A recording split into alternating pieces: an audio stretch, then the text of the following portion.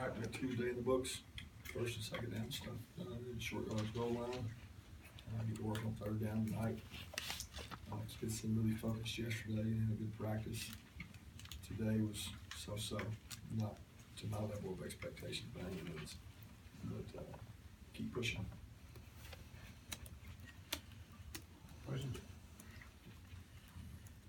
Coach, what do you make of Missouri? Obviously, they threw the ball around really good in this last game.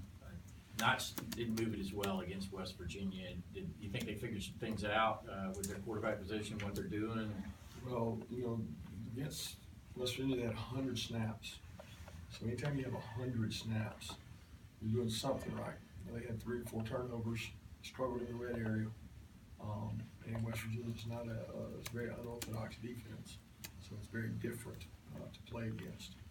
But they are a very good offense. They've got really good wideouts, really good skill, and I think the quarterback throws one of the best deep balls I've seen in a long time. So your typical basketball, great touch, throws a really good deep ball, and they're an explosive offense. They've taken a lot of Baylor's offense, and they do a lot of the same concepts along with what Josh has done in his history with the up-tempo pace. So they are a lot to be dealt with from the standpoint of being able to throw the ball vertically but still run the ball with power down the inside. They literally spread you out the entire field, and they create a lot of issues. So they do a really good job. And they played a lot better against Eastern Michigan, but it was more of the turnovers against West Virginia that just killed them. They had guys open. They missed several balls against West Virginia. Following up on that, your secondary, how confident do you feel like in their ability to handle this type of challenge?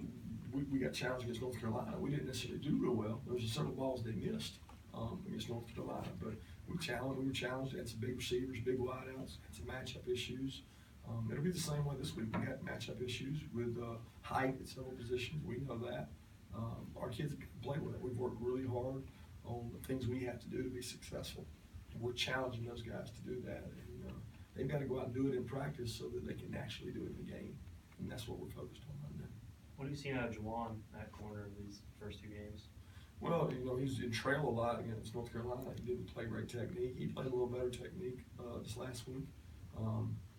It's very important for Juwan to settle down and focus on his technique and play in the right way. He's one of those guys we talk about that if he'll just get the call, focus on his job, and do that and execute, and not get lazy with his eyes and lazy with his technique, he's a good enough athlete to do it.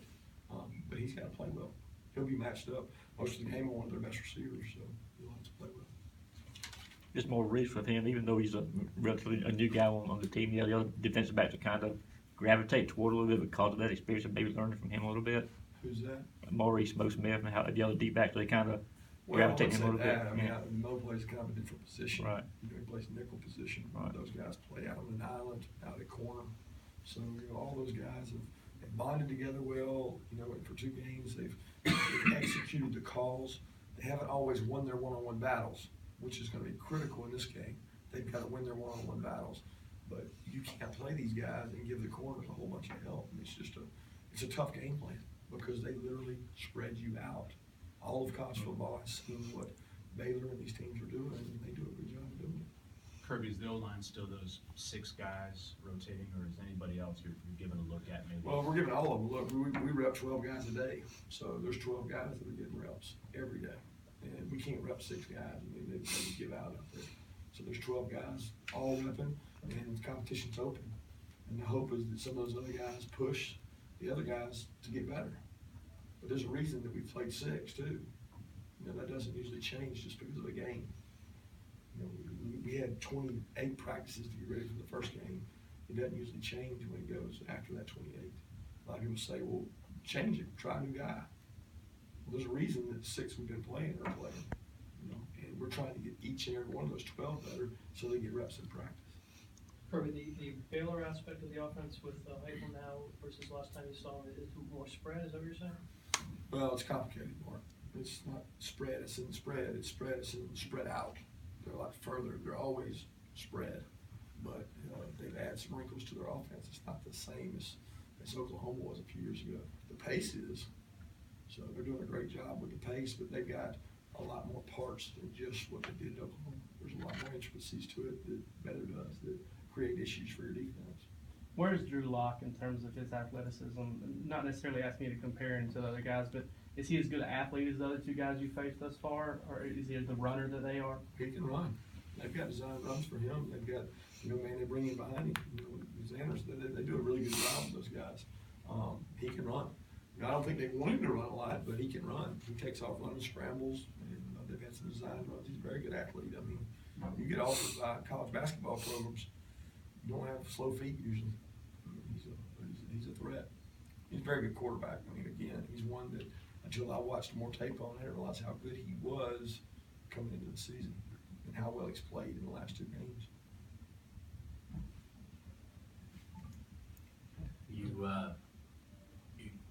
You guys know who you want to, what kind of rotation you want for the quarterbacks No. already, and you're just waiting to announce? Absolutely not. I was going to give you a chance to on announce Tuesday. now if you wanted to. Absolutely not. Not at all. I mean, we don't make decisions on Tuesday coming out of practice. Right. It's not the right time. I mean, we don't have our third down planning, we don't have a red area in. There's a lot of parts that aren't out there yet. So we've got to establish exactly what we're gonna do in all those situations and then figure out who does the best job of doing those things in those situations, because they're different kids. What about it being a road game? It would be Jacobs first. Grayson obviously has played a lot on the road. How would that figure in? Jacob played a lot in the road game that we played to be in the Georgia Dome, so I mean, to me, he's proven he can play. Well, maybe probably wasn't as loud as it'll be, and that's a factor. But to me, that was a road game, and Jacob played some very valuable minutes that we were behind in, and did a good job. So that's not the concern. You might say the crowd noise is, but it's not the fact it's a road game.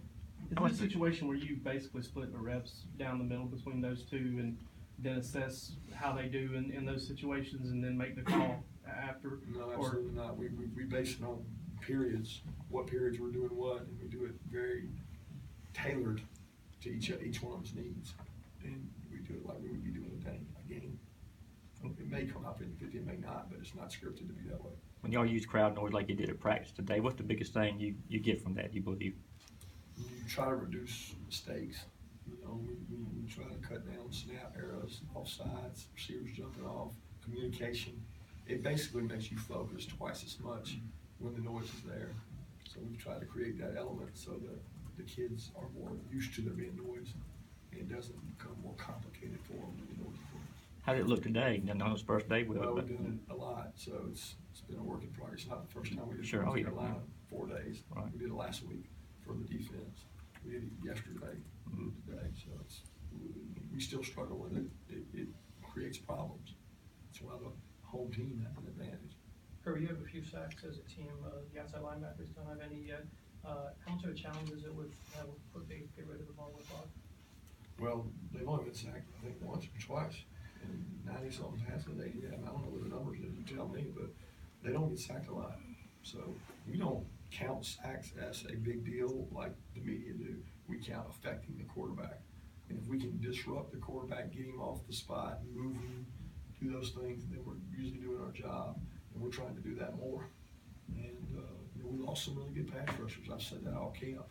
It's been frustrating because we're not as great a pass rushing team as we have been in the past, and we've got to improve in that area. Kirby, McCall Hardman's a guy a lot of fans have asked about. Obviously, the way the game Saturday meant couldn't get a lot of those true freshmen their first time. Where is he right now, and how close is he to playing? I'm proud of him, though. He's worked really hard, and he's one that I would tell you if he didn't.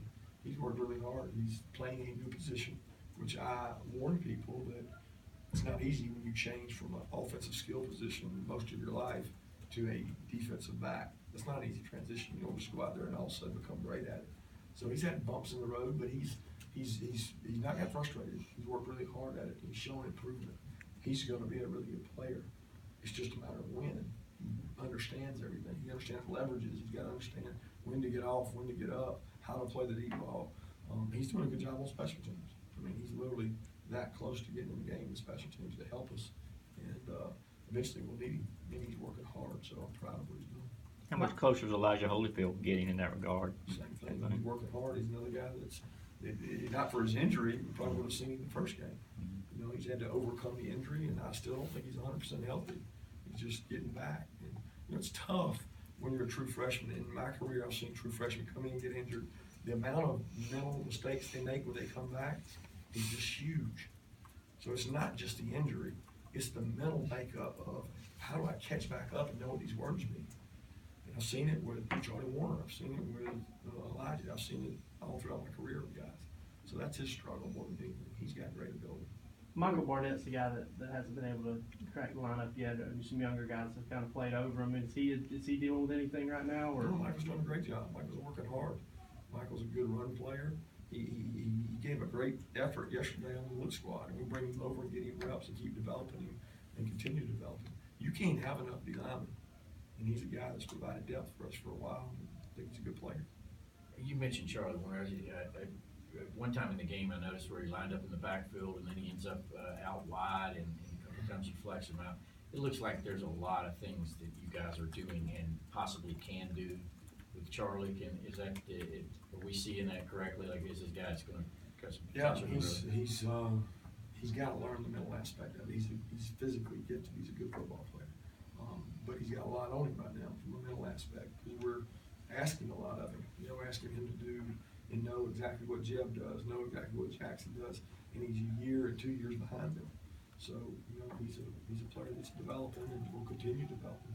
I've told y'all over and over, when you look out there and you see the number of true freshmen that are playing valuable roles, it's exciting and scary, both, because you got a bunch of guys out there that have to play for you.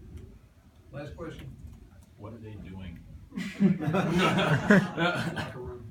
They got more excitement than they did at practice, that's for sure. Does that count as a question? No one else. Thank you. Thank you. Appreciate it.